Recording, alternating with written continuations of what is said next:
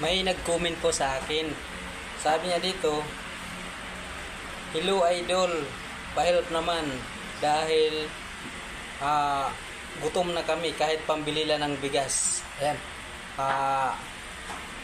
Tingnan natin kung nakasir siya or hindi. Kapag nakasir siya or nakapalo, bibigyan natin to. Jan L. Ayun. Ayun, nakapalo. Ngayon, magisin tayo sa GCash. Pambili ng bigas. Okay? Ang GCash mate. Ayan, sabi niya. Ayan, idol, ang GCash ko. Ayan. Magisin tayo sa kanya. Sa GCash. Okay.